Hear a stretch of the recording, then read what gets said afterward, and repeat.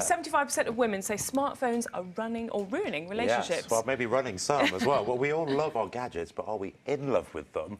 So this is according to a new survey from America that says that smartphones are becoming like the third wheel in relationships and potentially ruining them. So as you said, 3 out of 4 women are saying that they are ruining their relationships and interfering with their love lives and the quality time they get to spend with their partners. Now, the scientists are calling this technoference. Is this an issue that plagues you, do you think? I'd say that we do sometimes have to go, right, phones down. Yeah. There's an amnesty because we actually haven't spoken face-to-face for a little while. What about you? You're a tech guru, so smartphone versus your wife, which one are you going to pick? Well, I've got to say my wife, and I mean that. But I heard a tip the other day, it's quite useful. When you're out for dinner with your partner or your friends, everyone puts their smartphones in the middle of the table, and whoever reaches for it first has to pay for dinner.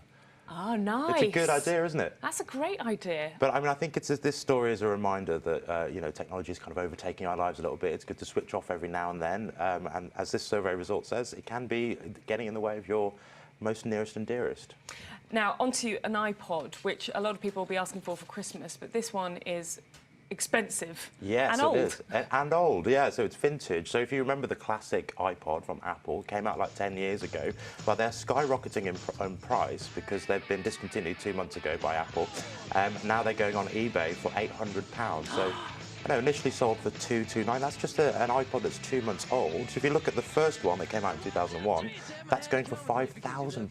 You're joking, but it's old technology. What is it about it? Well, I think that people are quite nostalgic and affectionate for this old technology. You know, unlike Spotify, you don't need data allowance or you know, subscription fee for all your music is just in your pocket. So if you've got an old iPod kicking around, take good care of it. It could be worth a small fortune. Indeed. Now, YotoPhone 2, I'm not sure what that is. Well, it's a two-faced smartphone, and I don't mean that in a mean way. It's got a screen on the front and the back screen is made out of e-ink technology, which we talked about last week, which is the same display that's used in e-book readers. Now, the benefit is it uses very little power, and you can read it easily in sunlight. So you can always keep it on. So if you have your phone face down on the table, you can see kind of your notifications on all the time. So the benefit is, you know, we check our smartphones on average 150 times a day.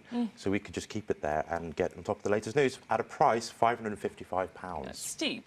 Very steep. And also, it doesn't really help when it says 75% of women say that smartphones are ruining their life. You can never have your screen facing down. You're doomed. Good and bad advice today. And let's talk through your app of the week. Yeah, so it's International Hour of Code Week. So there are tens of thousands of events happening all around the world, encouraging people to learn how to code. My app of the week is called Codecademy, and it will help you learn how to code from the palm of your hand. It's got hundreds of free tutorials, so you can build your own website, your own web apps, completely for free. And you should check out the website too, codecademy.com. So, come on, I'm a complete technophobe when it comes to things like coding. What could you do with code? What is code? Well, the great thing about Codecademy is you can run these exercises. So you can take a website like Airbnb or eBay, and it will teach you how to build the homepage of it. So you've got these real working examples. So if you wanted to set up your own personal website, you can do that too. But it will also teach you how to do kind of more complex interactive apps. So you can start with the real basics and see where it takes you. So is it good for technology morons like myself? Because kids are being taught coding in school now. From the age of 5. Right. So it's a useful language to know, even if you don't want to do this as a career. It's just like learning French or German. It will help you in all kind of aspects of your career.